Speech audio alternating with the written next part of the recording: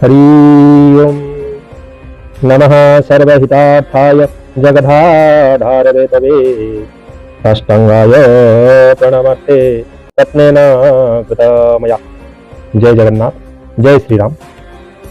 आज आम जानिबा सनातन धर्मर 33 कोटी देवादेवी विषय जहाँकि लोकमान मनरे भ्रांत धारणा थाए कि 33 कोटी अर्थ 33 करोड़ देवादेवी, जोटा कि संपूर्ण भूल।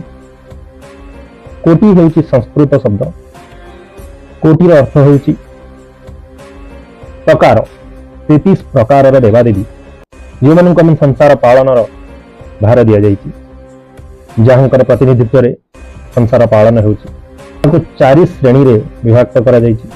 प्रथम श्रेणी रे 12 आदित्य माने सूर्यदेवंकर 12 रूप, जहाँकि आमर गोटे वर्ष रे 12 मासर प्रतिनिधित्व करितांती, जहाँकर नाम विवस्वान, आर्यमा, पूषा, त्वष्टा, कविता, भाग, धाता, विधाता, वरुण, मित्र, इंद्र एवं वामन।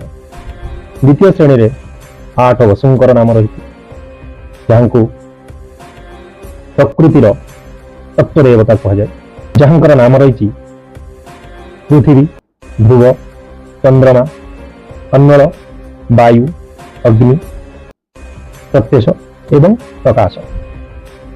तृतीय श्रेणी रही 11 रुद्र, जहाँकि महादेवंकर 11 रुद्रावतार जोटा कि कह जाए, तांकर रही कपाली, पिंगल, भीम, विरूपाक्ष, विलोहित, हस्ता, अजपाद, अहिर्वधन्य, शंभु, चंड एवं भव 11 महारुद्र जोटा रही। शेष श्रेणी चतुर्थ श्रेणी आसुचंती 2 अश्विनी कुमार, जी होती मोर औषध एवं उपचार देवता, जहाँ को कहे तांकर नाम नासत्य एवं दास।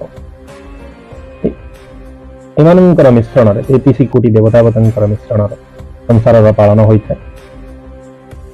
प्रतिनिधित्व करा जाए 33 कोटी देवादेवी सनातन धर्मर प्रतिमा, सनातन धर्मर प्रतिमा जहाँ को कह जाए 33 कोटी देवादेवी। जय जगन्नाथ, जय श्रीराम। यदि वीडियोटी उनको किसी शिक्षा देथिबो, सनातन धर्म विषय रे जानिबा पई किछि जानिबा को आपण पाइथिबे, ताहले वीडियोटी को आगो निश्चित शेयर करिवे। जय जगन्नाथ, जय श्रीराम।